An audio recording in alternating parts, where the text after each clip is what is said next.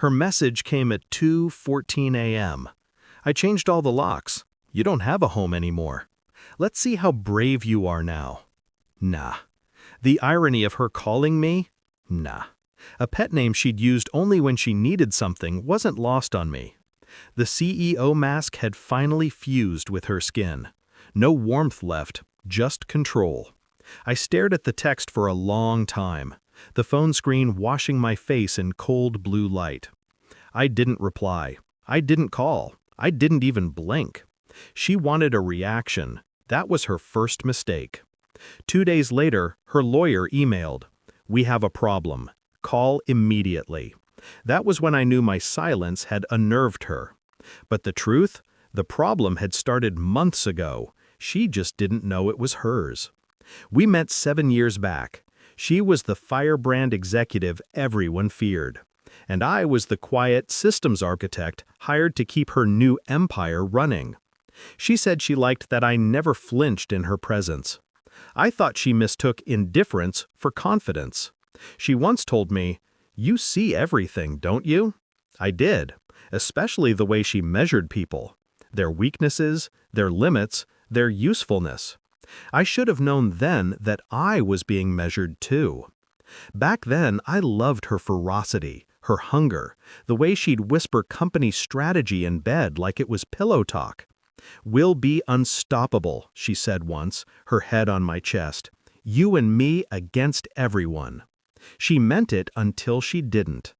The betrayal began subtly, late-night conferences, private calls that ended when I entered the room. A second phone she swore was for work. Then the accountant called. "Wrong number," he said, flustered. Asked about a joint transfer authorization for executive asset relocation. My name on it, my signature forged. That's when I started watching her. She didn't know I'd built the company's security infrastructure, that I had admin access to every encrypted server, every signed document, every hidden account. She forgot the one thing she once admired about me. I never missed details. By the time I confirmed her affair with her business partner, the same man who used to toast to family loyalty over our dinners, I'd already duplicated every file, every transaction, every text.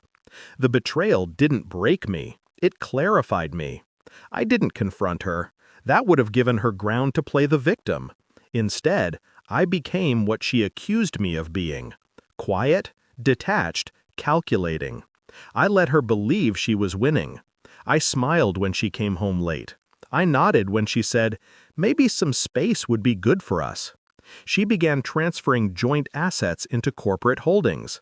She was cleaning me out. I let her.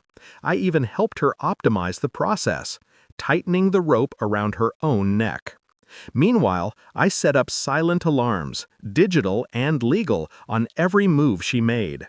I rerouted company communications, backed up key data, and quietly reassigned intellectual property rights to a dormant entity under my name, one she'd signed off on years ago without reading.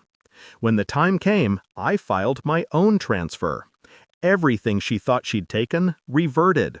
The patents, the code base, the silent partners, all under me. She'd built her empire on my foundation. I just took it back. The night she locked me out, I watched from the street as the lights in our penthouse flickered behind frosted glass. She thought she'd exiled me. In truth, she'd just locked herself inside the crime scene. She changed the locks, but the system she used to manage her smart security? Mine. I watched the camera feed as she strutted through the living room, glass of wine in hand, rehearsing her victory speech to no one. I smiled because bravery wasn't the game anymore. Patience was. 2 days later, the email came. Subject: urgent. Body: we have a problem. Call immediately. By then, she discovered the accounts were frozen. The board had suspended her. Her business partner had vanished. His shares legally transferred through a mutual dissolution agreement she'd apparently signed electronically. All perfectly legal. All timed to trigger upon her breach of contract. The breach she created when she tried to dissolve my partnership behind my back. When she finally called, her voice cracked between fury and disbelief. "What did you do?" "And I just finished what you started," I said calmly. "You wanted everything under your name, so I gave you that, including liability." She went silent. I could hear the air shift, the sound of realization crawling up her throat. "You can't do this to me," she whispered. "I didn't," I said. "You did." The lawyers called me in the next day. Her empire was collapsing from within. Investigations, freezes, board votes. Every string she'd pulled was now tightening. They asked me what I wanted from the settlement. "Nothing," I said. "Just peace." I imagine her in that penthouse. Lights off, walls echoing with the sound of silence she used to weaponize. And I think about the message she sent. "Let's see how brave you are now." I was brave enough to stay quiet.